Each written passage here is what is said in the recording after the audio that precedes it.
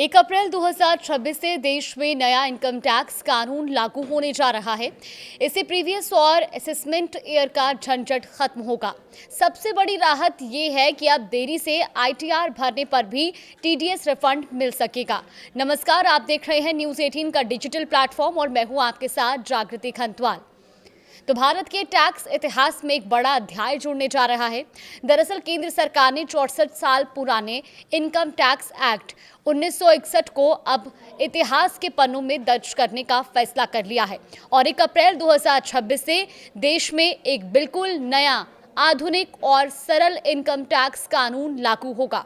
सरकार का स्पष्ट मानना है कि पुराने कानून की जटिलताओं ने आम करदाताओं को उलझा कर रखा था, जिसे अब बदलने का वक्त आ चुका है और इस नए बदलाव का सीधा असर अब आपकी जेब की और आपके निवेश की आदतों की और साथ ही रिटर्न भरने के तरीके पर पड़ने वाला है।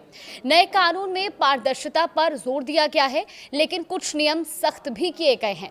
आइए समझते हैं कि आखिर वो कौन से बड़े बदलाव हैं जो आम आदमी की जिंदगी को प्रभावित करेंगे। तो देखिए, इनकम टैक्स भरते समय सबसे ज्यादा कंफ्यूजन साल की गणित को लेकर होता है, जहां आम करदाता अक्सर प्रीवियस ईयर यानी कि जिस साल कमाई हुई और असेसमेंट ईयर यानी कि जिस साल टैक्स भरा गया के फेर में उलझ जाते थे। 1961 के पुराने कानून में ये शब्दावली काफ़ी पेचीदा थी। अब नए कानून ने इसे समस्या का स्थायी समाधान निकालते हुए अब टैक्स ईयर यानी कि एक नई व्यवस्था लागू करने का फैसला किया है और इसका सीधा मतलब है कि 1 अप्रैल से लेकर 31 मार्च के बीच आप जो भी कमाई करेंगे उसकी गणना और टैक्स फाइलिंग उसी वर्ष के दायरे में मानी जाएगी। इससे टैक्स कैलकुलेशन की प्रक्रिया बेहद सीधी और सपाट हो जाएगी, जिससे पहली बार टैक्स भरने वालों को भी किसी चार्टर्ड अकाउंटेंट पर पूरी तरह से निर्भर नहीं रहना पड़ेगा।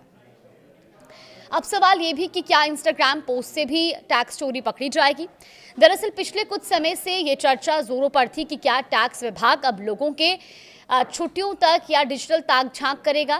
क्या आपके व्हाट्सएप चैट और इंस्टाग्राम की रील पर अधिकारियों की नज़र होगी।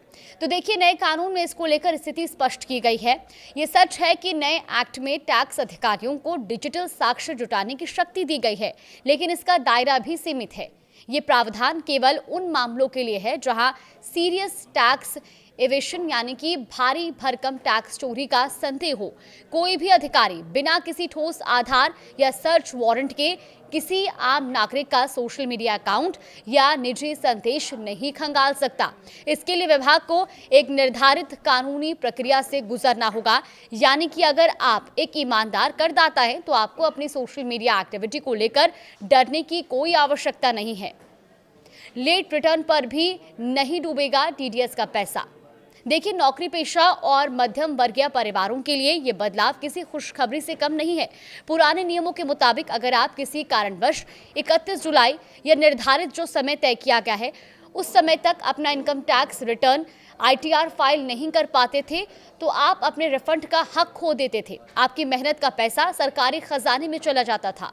अब नए इनकम टैक्स एक्ट ने इसे कठोर नियम को बदल दिया है और अब अगर आप बिलेटेड रिटर्न यानी कि देरी से भी आईटीआर भरते हैं तो भी आप अपना टीडीएस रिफंड क्लेम कर सकेंगे। हालांकि अनुशासन बनाए रखने के लिए सरकार ने लेट फीस का प्रावधान रखा है। ऐसे में 5 लाख रुपए से कम आय वालों को 1,000 रुपए का, इससे अधिक आय वालों को 5,000 रुपए का जुर्माना देना होगा और जुर्माना भरकर ही सही, लेकिन अब आपका बड़ा रिफंड डूबने से बच जाएगा।